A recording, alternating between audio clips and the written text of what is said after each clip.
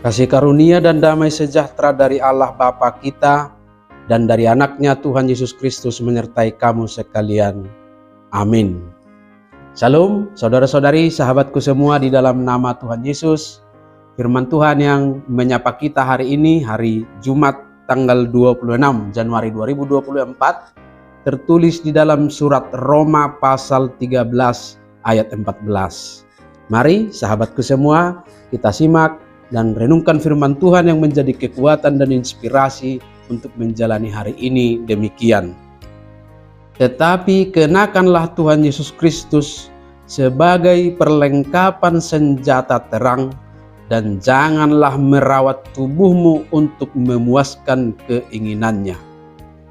Alai sulukon hamu ma Tuhan Yesus Kristus, jalaunang masarihon hamu daging muna, laho manungguli hisap-hisapna. Demikian firman Tuhan.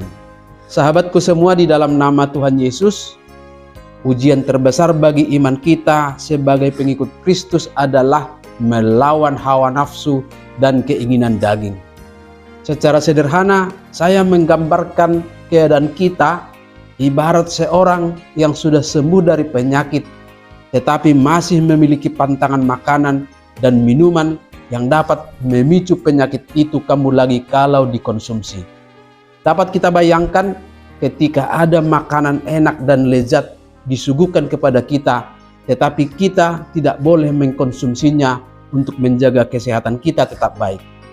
Sekali, dua kali, tiga kali disuguhkan, mungkin kita masih bisa menolaknya. Tetapi ketika sudah berulang-ulang ditawarkan, bisa saja kita tidak bisa lagi menahan selera dan akhirnya mengkonsumsinya. Alhasil kita jatuh sakit lagi, berobat lagi, kemudian sembuh, lalu tergoda lagi untuk makan pantangan kita. Demikianlah terus berulang-ulang. Itulah gambaran bagaimana hidup kita yang sudah ditebus oleh Kristus dan dibebaskan dari dosa selalu diperhadapkan dengan godaan-godaan keinginan daging. Lalu apakah kita akan menyerah?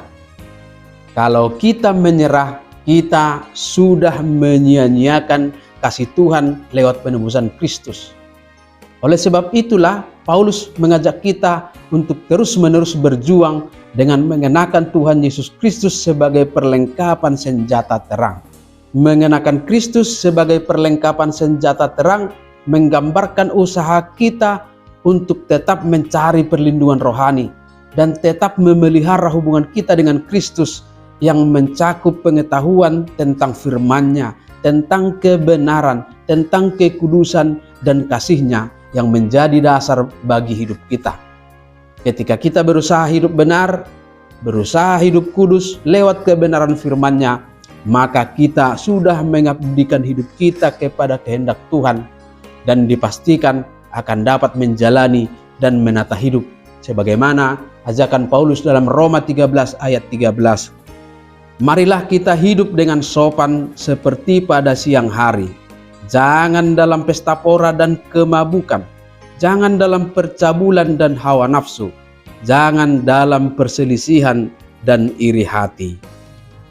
Jadi mengenakan Tuhan Yesus Kristus merupakan perjuangan untuk hidup dalam kesatuan dengannya.